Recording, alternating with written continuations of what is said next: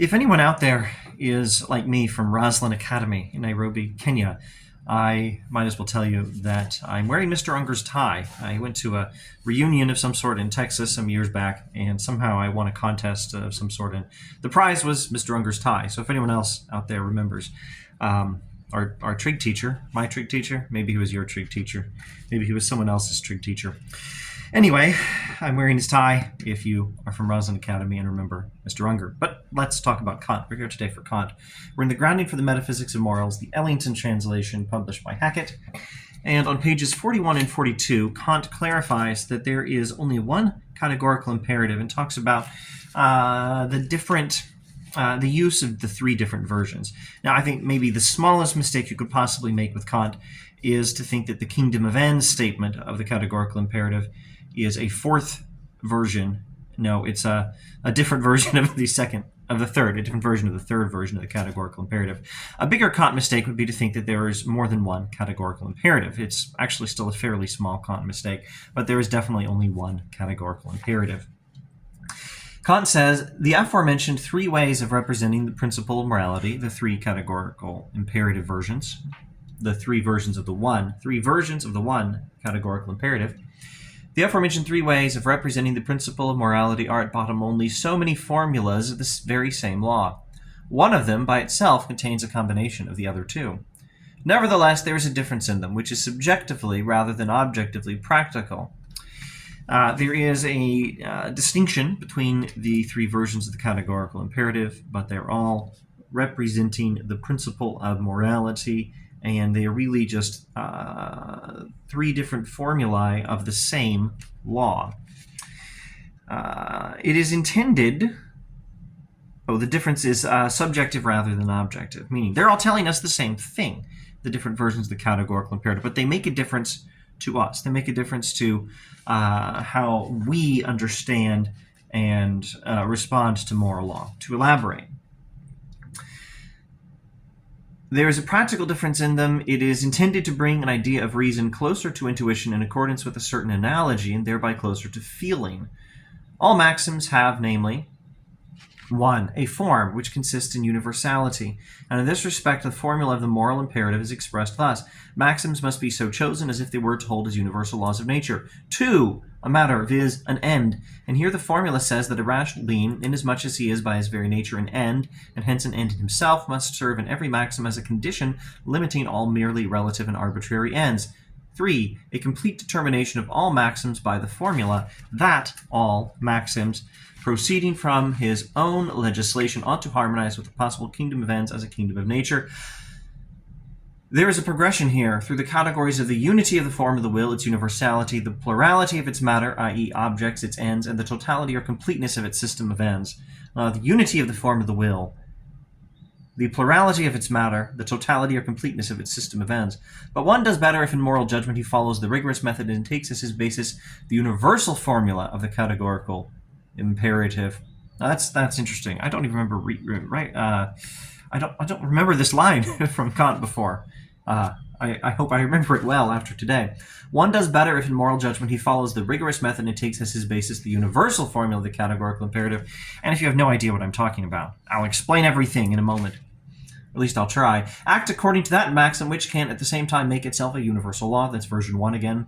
But if one wants also to secure acceptance for the moral law, it is very useful to bring one and the same action under the three aforementioned concepts, and thus, as far as possible, to bring the moral law nearer to intuition.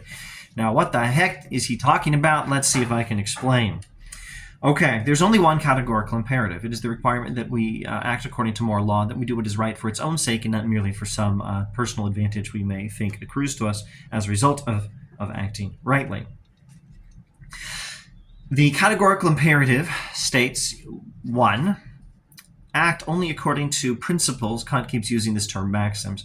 Act only according to maxims or principles that justify our actions that we could wish would be universally applied, that we can wish that everyone would follow. Act according to universalizable maxims. 2, treat all rational beings or all human beings as ends in themselves, beings having their own dignity or worth. Not things you can just use up as a means to achieving your own personal ends, but things that are in and of themselves already a thing of value, not just a means to achieving something else that you think is valuable. They are already valuable in and of themselves. 3, act as if your decisions are going to be made into universal laws, and everyone else will have to act the same way in the future.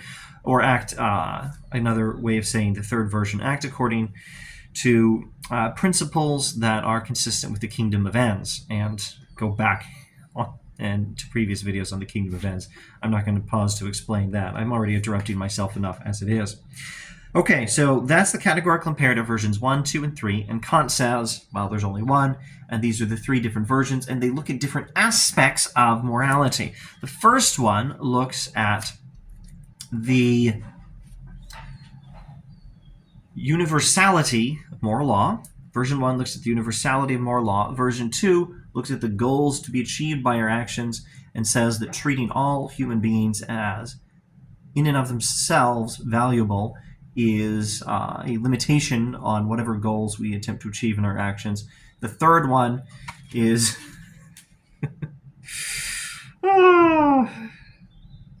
emphasizing the totality or completeness of its system of ends, emphasizing the completeness of a system of human intentions in the kingdom of ends. I will say nothing else to clarify this. Kant now says the different versions of the categorical imperative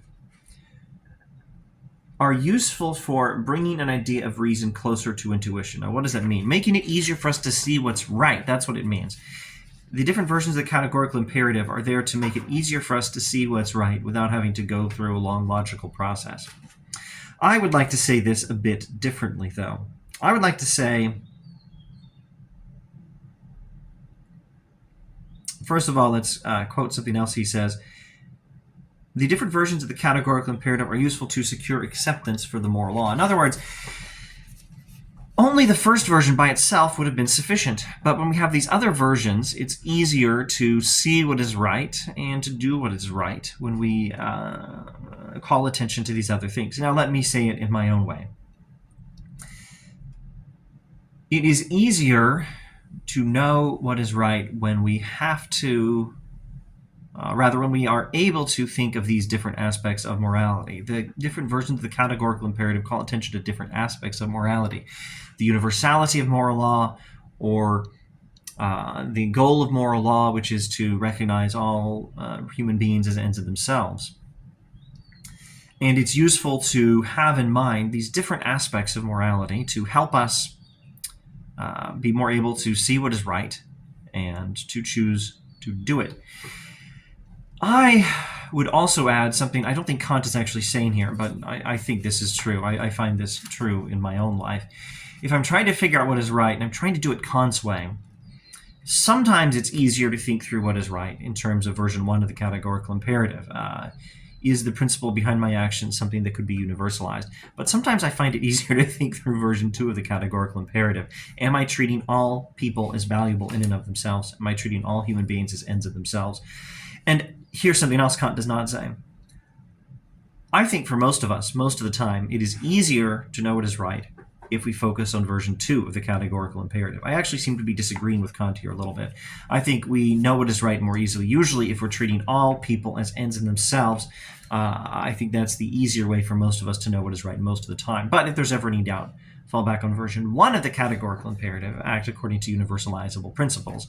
Now, interestingly, and this is that thing I don't remember reading before in Kant. Kant says we do better in moral judgment if we follow the rigorous method and take as our basis the universal formula of the categorical imperative. In other words, Kant thinks actually version 1 is the better way, but the other two versions are useful for helping to see a little more clearly what is right and choose to do it.